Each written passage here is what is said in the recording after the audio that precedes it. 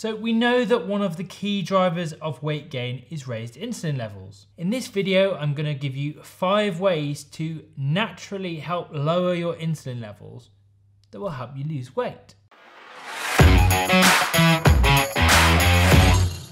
Hey Carb Dodgers, my name is Dr. Dan Maggs. I help people who've been struggling to lose weight achieve their goal of long-term sustainable weight loss. I had a lifelong battle with my weight until about 3 years ago when I managed to find the solution. It is now my passion to share what I have learned from my own weight loss journey and from helping others through my medical practice with you. Now, I release new videos every Tuesday, so be sure to hit the subscribe button and hit that bell to get notified whenever I release a new video. So last week we talked about the important shift from thinking about weight loss in terms of calories to in terms of hormones. And if you didn't see that video, I'll link to it in the description below and up here. In that video, I focused in on the role of raised insulin in weight gain and the importance of maintaining low insulin levels in achieving long-term sustainable weight loss. And in this video, I'm going to give you 5 ways to achieve and maintain lower insulin levels completely naturally, no medications or anything like that. Let's dive straight in with the big one. Number 1, a well-formulated low carbohydrate diet. So when we look at the overall scientific studies about weight loss, low carbohydrate diets consistently outperform low fat diets. And that's not a surprise.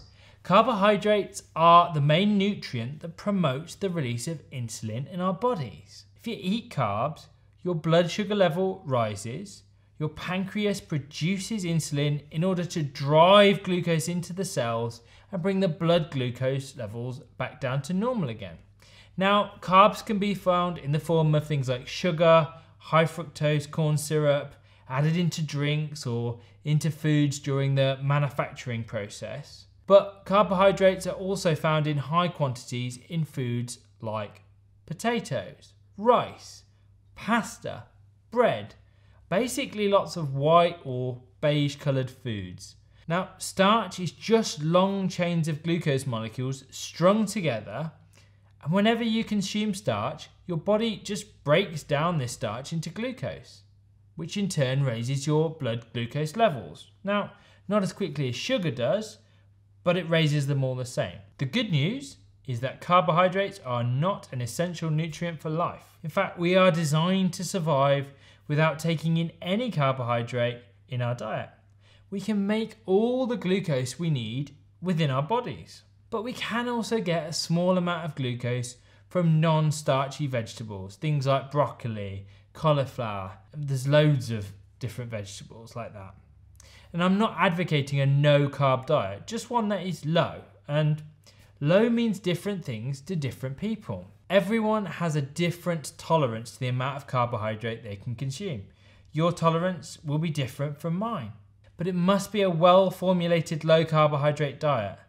There is definitely a right and a wrong way to approach low carb diets, particularly if you want to make them sustainable for the longer term. See, when done correctly, a low carb diet will lead to low insulin levels, which will allow you to use your own fat for energy. This in turn will lead to decreased hunger, meaning you naturally want to take in less food. And I'm an advocate of low carb diets that are predominantly real food, which means unprocessed foods, with an adequate amount of protein supplemented with healthy fats. And this is what I teach here on this channel and over at my website, which is carbdodging.com. But all foods stimulate the production of insulin to a certain extent. And whilst a well-formulated low-carb diet will keep insulin levels to a minimum, the second way to keep your insulin levels naturally low is to introduce fasting into your diet. Now, fasting is the opposite of feeding. Insulin levels will naturally be low when you're fasting. And we all do it every night for at least 10 hours and then break that fast in the morning, hence break fast, breakfast. And fasting has also been a part of many cultures throughout human history.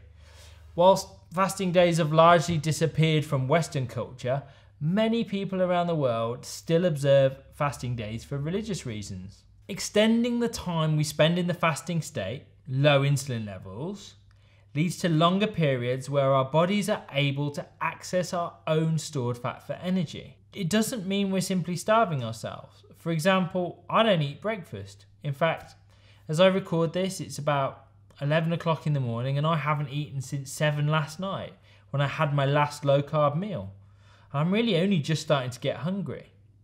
So rather than having a high carb breakfast cereal, my insulin levels are currently low and my body is just running on its own fat stores. Now, some of you watching this will be thinking, yeah, I could do that. I'm not really hungry in the mornings.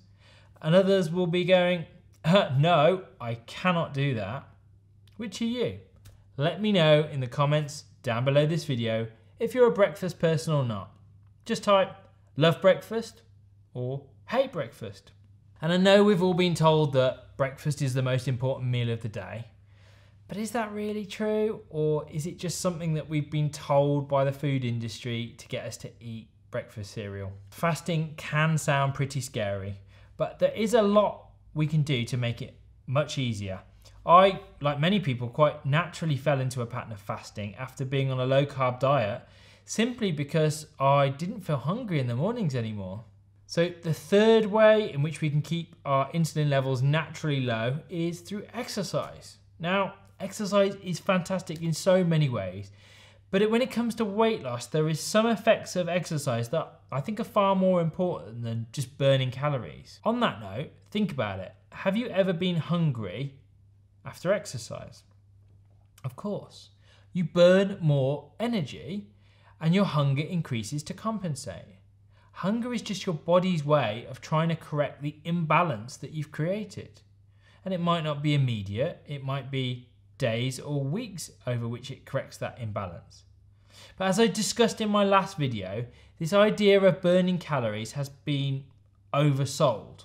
I could probably talk to you all day about the positive effects of exercise on our metabolism, but there are 2 key things I want to mention here. Firstly, exercise increases the sensitivity of muscles to the actions of insulin. You need less insulin to take up the same amount of glucose. And secondly, exercise allows our muscles to use glucose without the need for insulin. It's amazing. You'll often find me talking about insulin allowing glucose to enter into cells, such as in this video, where you can see the star-shaped insulin molecule interacting with the surface of the cell in order to open up that channel where glucose can pass through. But one of the effects of exercise is to open up these channels without the need for insulin. So after exercise, glucose just gets taken up by the muscle tissue without the need for insulin to ever be produced. Resistance training, lifting heavy weights, and short bursts of a high intensity exercise are particularly good for activating these important metabolic effects of exercise. Much better than going out and running a marathon or a 4-hour bike ride in order to burn off calories. Now, the fourth way to naturally lower insulin levels is to reduce stress. Now, a little bit of stress can be a good thing. It prepares our body for action by doing things like raising blood glucose levels. In short bursts, at the right time, that is normal. But being stressed for long periods of time will cause persistently raised blood glucose, which will mean that your body needs to produce more insulin in order to respond. Now, we're not designed to live in a constant state of stress. And if you are, then this could seriously undermine your weight loss efforts. Now, I can't give you a one-size-fits-all method to reduce stress. The causes of stress are different for everyone. But it is an important piece of the weight loss puzzle that's often overlooked and can prevent weight loss even when you're doing all the other stuff correctly. Now, the fifth and final way to lower your insulin is to sleep well. There's a reason for people who work night shifts are significantly more likely to be obese than people who don't. Sleep deprivation causes excess glucose levels. You're putting your body under stress, and your body will produce more insulin in response to this. It also affects other hormonal systems. It reduces the amount of leptin, one of the hormones that controls our hunger. We're just more hungry after a poor night's sleep. And we just make better decisions about nutrition when we're not tired. I remember as a junior doctor doing long shift at the hospital, I used to make terrible decisions about food, mainly because I was exhausted. Now, if you're serious about weight loss, then you must make getting enough sleep a priority. Now, we often say 8 hours. Some need more, some need less. Really, you need what you need. Now, you might be able to get away with sleep deprivation in the short term, but longer term, it will catch up with you. So there you have it, my top 5 ways for reducing insulin.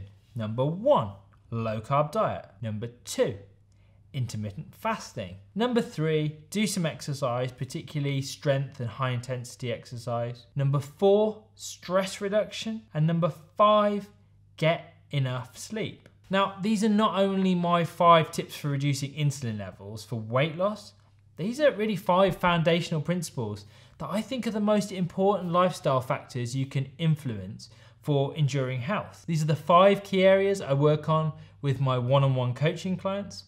Now, if you're interested in learning more, then I'd love it if you'd subscribe to this channel.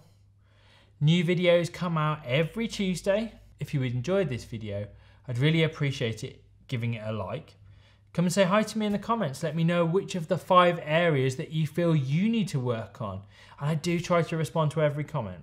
Have a great day, and I'll see you next Tuesday when I'm going to be talking about some of the medical reasons which might prevent you from losing weight. See you then.